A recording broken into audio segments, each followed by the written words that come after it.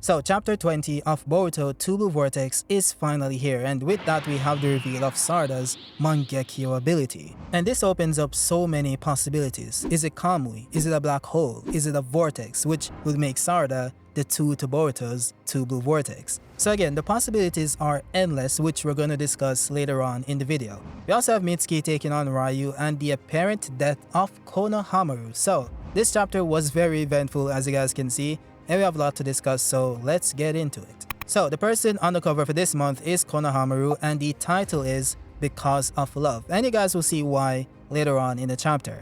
Now we pick up with Konohamaru seemingly getting devoured by Matsuri, and he also seems to be badly damaged because he's coughing up blood. She goes on to say that you whine way too much. Will snapping your neck shut you up? Or would you rather keep chatting right up until the moment I devour you?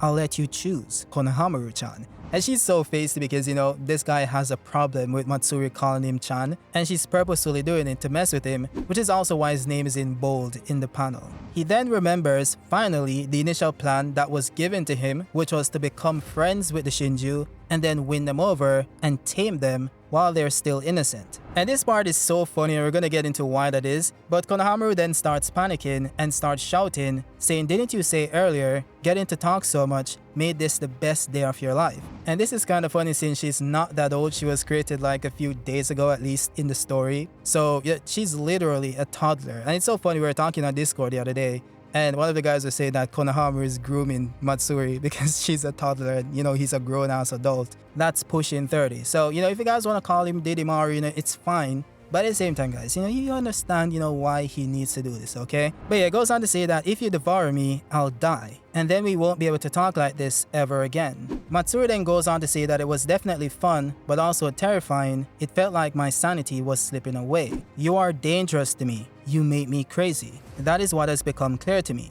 My defensive instincts tells me to eliminate the danger. Conversely, there is a part of me that desires you. And as they mix together, I feel compelled to devour you. Now this is funny because if you guys watch my prior video on chapter 19, I gave Konohamaru the benefit of the doubt by saying that he tried to make her angry, because Shikamaru's plan was to exploit her emotions in a way that makes her unstable. And truthfully, you could do this in multiple ways. This can be done by making her angry, thus making irrational decisions. And the next way is to kind of form some type of bond and then take advantage of that when she lets her guard down. So based on what transpired in chapter 19, it seems like he was going for option number 1, which was to make her angry, which is why he decided to not allow her to call him Chan, despite her clearly being upset about it. And mind you, the fate of the entire planet rests on this mission being successful. So you'd assume that if Konohamaru did this, then there was a reason for it, and this was a part of his grand plan. But based on this chapter, that doesn't seem to be the case. It seems like he literally got upset and threw the entire mission because he didn't want her to call him Chan due to his relationship to Moegi. And we see this in the fact that he's now trying to pacify her, which was the original plan, and begging for his life.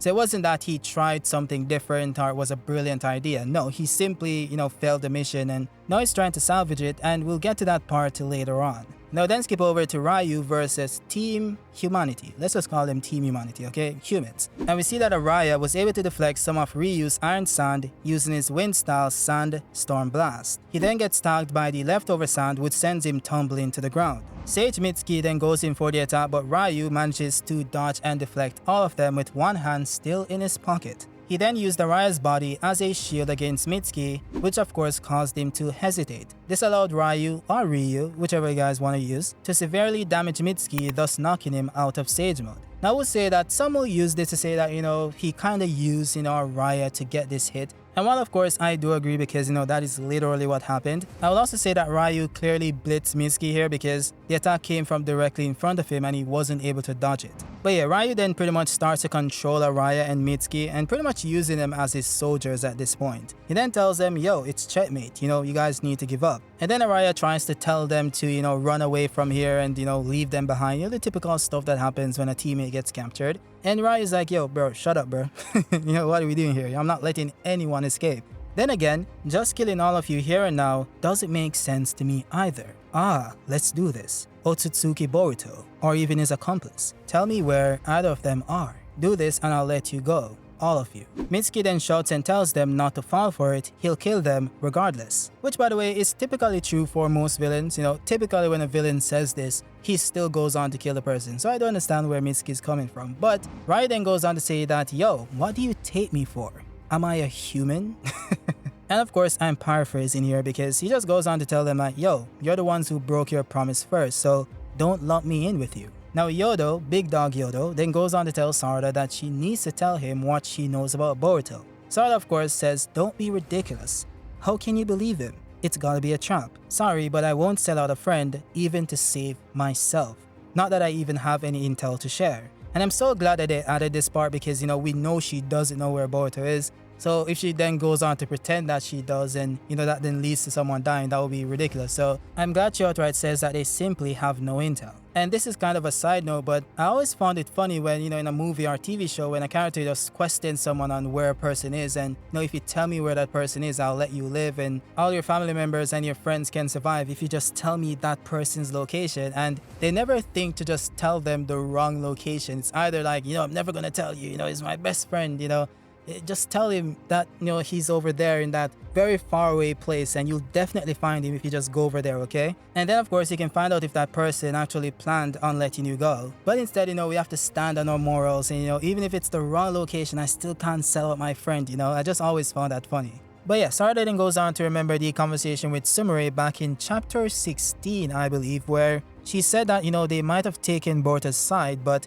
they know almost nothing about him. But even so, isn't it because of that we've been able to live freely like this? And it does seem like Sarada is kind of pondering if Sumire was correct about this. And I would say that she is somewhat correct, and it goes back to the entire superhero, revealing his identity trope, if I tell you my secret, that will put you in danger. And of course, there is some evidence to support this, but I'd argue, and this is just my opinion of course, but I feel like knowing the secret actually protects one better because information is power when utilized correctly. And even in this case, it proves this correct because if they had information on Boruto, they could have left the situation alive because I do feel like Ryu would have held up his end of the bargain. And just to be clear, I'm not making a moral argument because if you are a true friend, you wouldn't do this. It is more so coming from the perspective of whether it's beneficial to them to have more intel on Boruto. But yeah, Yodo pretty much picks up on what's going on and she goes on to say that I've long wondered why you keep sticking up for a rogue ninja who's sought by his village for committing serious offenses. But I think I finally know. He's the kind of guy that makes you want to always have his back, even if the rest of the world hates him, right? I feel the same about Shinki, which we kind of figured out from the prior chapter of course. Now Rai then threatens to kill Mitsuki and Araya, and Yoda stops him and says, the problem is that we don't have any intel on Boruto, but you can have me instead. I can help you using my enemy detection abilities. We then skip over to Konohamaru and Matsuri, and it seems like she's starting to cry at the thought of having to kill him. She then says to herself that her heart is racing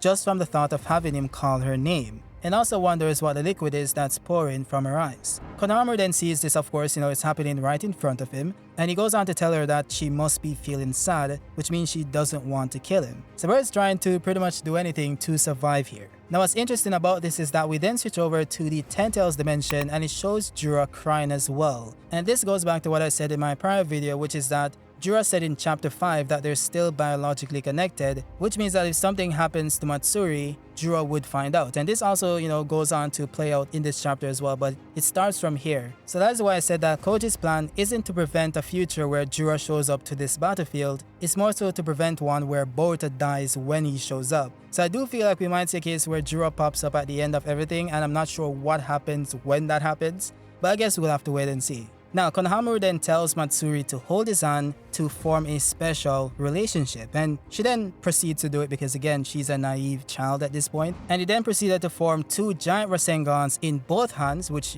kind of references Naruto's Rasengan Barrage, which I think that's what it's called. Maybe I'm not remembering that correctly. You guys can let me know in the comment section. But yeah, double Rasengans, in both hands, which allowed him to destroy most of Matsuri's body. And it actually seems like he could have destroyed her entire body, but of course, she started to cry more and shouted his name with a very sad expression on her face, and this of course caused him to falter. And this, by the way, is also implied by Jiro because he goes on to say that because of love, Matsuri didn't devour him and allowed him to trick her and deliver a painful counterattack. And also because of love, of course, his love for Moegi, I assume because, it couldn't be for Matsuri. But yeah, it goes on to say that because of love, Konohamaru fell prey to doubt and foolishly let victory slip from his grasp. We then skip back over to the other guys, and it seems that Ryu rejected Yodo's offer because she's now a member of the Donald Club. Yes, he rammed her through her chest and she's dying. Now this part is where it gets really interesting, because she then goes on to kinda whisper to Sarada with her last dying breath, saying, "I'm not sure why it's happening now, but I can hear it real well.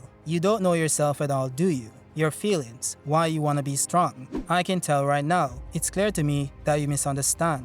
She then tells her that she's deluding herself subconsciously, and this is in reference to the power she's been letting rot. She then goes on to say that she doesn't know why Sarada is holding back, but it's okay to use it for things more than just the greater good. You are allowed to use it for and only for that special person in your life. Now Ryu tried to force her to stab Yodo using his iron sand, but that's when something mysterious started to take place, which is that the iron sand itself started to get sucked away into some type of vortex. Mitsuki then notes, and this part is really important because he goes on to say that the iron sand is gathering in one place. He then goes on to correct himself and says no, it's being sucked in. So this part is important to clarify what the ability is actually doing. It's not attracting the sand to one location, it's actually absorbing it into the vortex itself. That is when we get the panel of Sarada having her Mangekyo Sharingan active, which Mitsuki points out. And that is where the chapter actually ends as well. Now, to be honest with you guys, we have no idea what this ability is because they didn't really give us much. And I know some people will say that it isn't Kamui because, it kind of looks different. But it could also be an artistic choice to differentiate it from Obito's. And to be honest, it would also make sense because it would be a tad bit different because Obito's Kamui doesn't just spawn in mid-air and then sucks everything towards it, or sucks a specific target towards it, which is what this thing did. Because based on this page here, it actually shows that it targeted the sand itself and didn't absorb anything else. So the control on the ability is actually pretty insane. So it could be a variant of Kamui that's a tad bit different, but it could also be a black hole, and this would make way more sense and was kind of hinted at somewhat, and this might be a stretch, but in Sasuke Retsuden, Sasuke notes that Sarada is obsessed with the cosmos, and also that she has recently found some interest in the universe. So this will kind of link Sarada's character to being interested in things that have to do with space, which of course would include a black hole. And some have also pointed to Sarada being influenced by Amatekuro, the Herald of Doom, also translating to Black Sun. The official website says that this entity appears first and most in Japanese mythology, which is interesting because someone later went on to clarify that she's not a real thing in Japanese mythology. In fact, this character was created for a German music festival, but for some reason the website says Japanese mythology, so that's a bit interesting. It's also kind of weird that you can't find this character on any website aside from that one, and it's so strange because she has some similarities to Sarada, like so many similarities when it comes to the attire, when it comes to, the jewelry and stuff, and also her powers being linked to space, specifically a black hole, similar to Sarada, and also her being the sun goddess while Sarada has a Mangekyo that looks like a sun. It's almost like someone created this page specifically just to create those links to Sarada, but we know that isn't the case because this character does exist. It was created for the German music festival, but not in Japanese mythology. And I will say, that it is still possible that they took influence from this to create Sarada's Mangekyo powers, but the timeline doesn't make sense given the fact that this character was created in 2023, but Sasuke Retsuden came out before that, which already linked Sarada to the cosmos and the universe. So it just seems that this is just a big, coincidence, and it's so weird that it is, such a close, comparison between the characters. But such is life, things happen. I'm gonna do some more research on what this ability might be and get back to you guys with a separate video specifically on Sarada's Mangekyo. But at this point, it does seem to be some type of variant of the long-range form of Kamui. But you guys can let me know what you guys think in the comment section. With that said, guys, that is it for the video. If you guys liked it, drop a like down below. And also, guys, if you want to support the channel, you guys can join me on Patreon and also join the channel memberships to experience the perks of being a member. But yeah, with that said, guys, I'll see you guys on the next one. Peace.